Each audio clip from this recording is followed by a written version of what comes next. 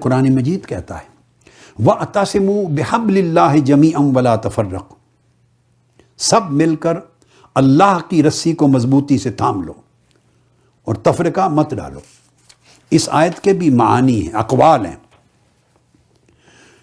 اللہ کی رسی کو مضبوطی سے تھامنا، اس کے معنی میں پہلا قول یہ ہے کہ اس سے مراد قرآن مجید ہے، اور بعد ازاں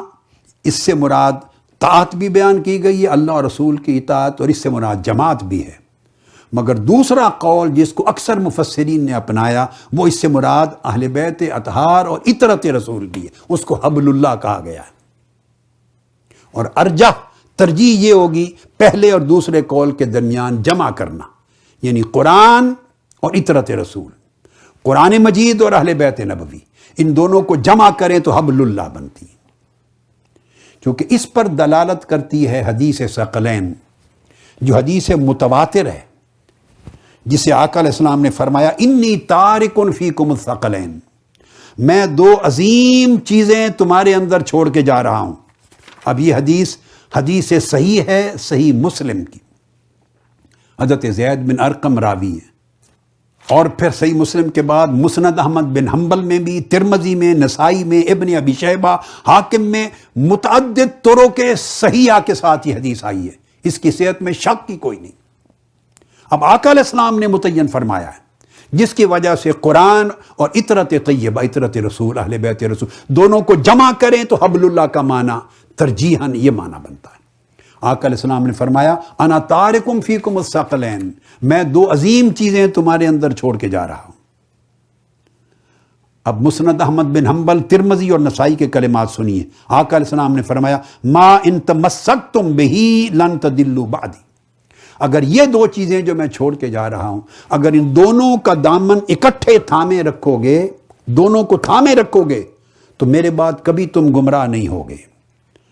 اگلے الفاظ سنیے، احدہما اعظم من الآخر، ان دو میں سے ہر ایک چیز دوسرے سے زیادہ عظیم ہے، یہ اس سے عظیم ہے اور یہ اس سے عظیم ہے، یعنی دونوں کو اس طرح جوڑا ہے کہ دونوں میں کسی کو بھی نظر انداز نہیں کیا جا سکتا۔ اور آقا علیہ السلام نے فرمایا کتاب اللہ حبل ممدود من السماء الى الارض، ایک اللہ کی کتاب قرآن،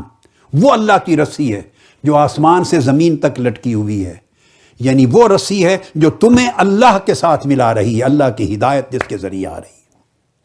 وَعِطْرَتِي أَهْلُ بَيْتِي، اور میری اہل بیت، میری عطرت، میری اولاد، میری ذریت اہل بیت، یعنی سیدہ فاطمۃ الزہرا، حسنین کریمین۔ یہ عطرت کے لفظ نے تخصیص کی، اور پھر باقی اہل بیت ساری۔ فرمایا وَلَن يَتَفَرَّقَا حَتَّى يَرِدَ عَلَيَّ الْحَوْض، میری یہ اہل بیت اور عطرت اور قرآن دونوں جڑے ہوئے رہیں گے، اور دونوں کبھی بھی ایک دوسرے سے جدا نہیں ہوں گے۔ پھر سنیے، قرآن اور میری اہل بیت و عطرت آپس میں جڑے رہیں گے، کبھی جدا نہیں ہوں گے آپس میں، حتیٰ کہ دونوں اکٹھے میرے پاس قیامت کے دن حوض کوثر پر آئیں گے، وارد ہوں گے۔ فانظروا کیف تخلفونی فیہما، دیکھنا، خیال کرنا۔ آقا علیہ السلام نے فرمایا کہ یہ اکٹھے میرے پاس آئیں گے، خیال کرنا کہ تم ان دونوں کے بارے میں میرے بعد جو سلوک کرو گے، اس سلوک میں مجھے نگاہ میں رکھتے ہو یا نہیں۔ کیف تخلفونی فیہما، قرآن اور میری عطرت و اہل بیت کا کتنا خیال کرتے ہو، اور اس خیال میں مجھے کتنا نگاہ میں رکھتے ہو، میرا کتنا حیا کرتے ہو۔ جب سیدہ کائنات کا ذکر آئے تو اس کے اندر مجھے کتنا دیکھتے ہو، حسن اور حسین کا ذکر آئے تو دونوں کے آئینہ شخصیت میں مجھے مصطفیٰ کو کتنا دیکھتے ہو، علی شیر خدا کا ذکر آئے اس اہل بیت اور عطرت کے آئینے میں میرا عکس کتنا دیکھتے ہو، اس کا خیال کرنا۔ یہ نہیں کہ ان کے ساتھ فقط کیا سلوک کرتے ہو،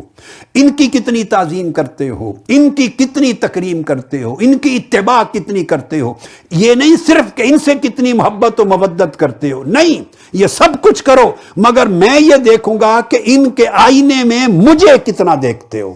میرا کتنا لحاظ کرتے ہو، میرا کتنا حیا کرتے ہو.